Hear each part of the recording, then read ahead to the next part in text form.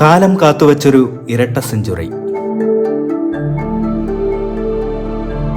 1971 ജനുവരി 5 ഓസ്ട്രേലിയയിലെ Melbourne cricket ഗ്രൗണ്ടിലാണ് ചരിത്രത്തിലെ ആദ്യ ഏകദിന മത്സരം അരങ്ങേറിയത്. ഓസ്ട്രേലിയ ഇംഗ്ലണ്ടിനെ 5 വിക്കറ്റിന് പരാജയപ്പെടുത്തി.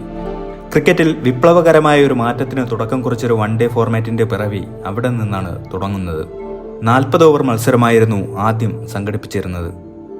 ക്രിക്കറ്റിന്റെ യഥാർത്ഥ രൂപമായ ടെസ്റ്റിന്റെ പിന്മുറക്കാരനായ ഏകദിന ഫോർമാറ്റ് പിന്നീട് ജനകീയമായി.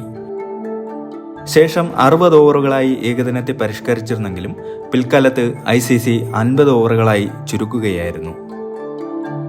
പതിയെ ടെസ്റ്റിനൊപ്പമോ അതിനു മുകളിലോ തന്നെ വൺ ഡേ മാച്ചും ലോകം ഏറ്റെടുത്തു. 90കളിലെ ഇന്ത്യൻ യുവതയുടെ കുട്ടിക്കാലം മനോഹരമാക്കുന്നതിൽ ഏകദിനങ്ങൾ വഹിച്ച പങ്ക് ചെറുതല്ല.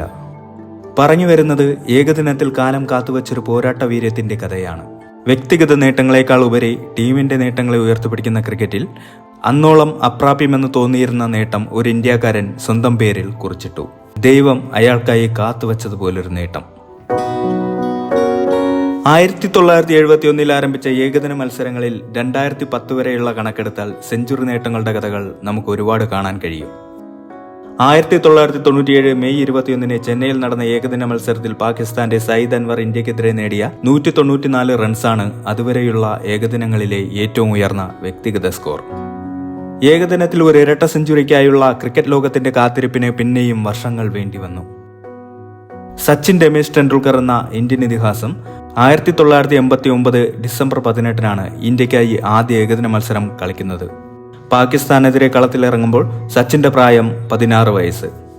പിന്നീട് 463 ഏകദിന മത്സരങ്ങളിൽ നിന്നായി 18,426 റൺസാണ് സച്ചിൻ സ്വന്തം പേരിൽ കുറിച്ചിട്ടത്.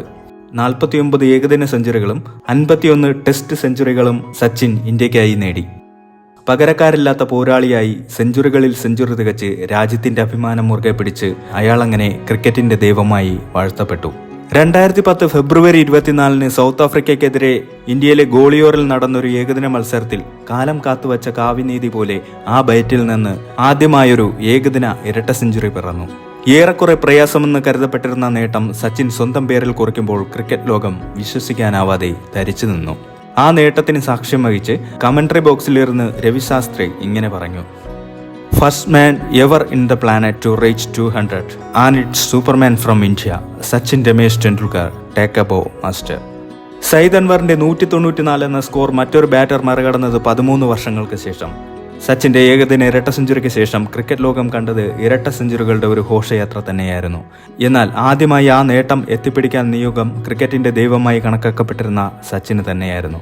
2012 ഇന്ത്യയുടെ ഹൃദയത്തെ മുറിവേൽപ്പിച്ച് സച്ചിൻ ഏകദിനങ്ങളിൽ നിന്ന് പടിയിറങ്ങി. തൊട്ടടുത്ത വർഷം വിൻഡീസിന്റെ ഇന്ത്യൻ പര്യടനത്തിൽ 2013 നവംബർ 16 മുംബൈയിലെ വാങ്കഡെ സ്റ്റേഡിയത്തിൽ നടന്ന 2ാം ടെസ്റ്റിൽ BCCI സച്ചിന് വിടവാങ്ങൽ മത്സരം സംഘടിപ്പിച്ചു.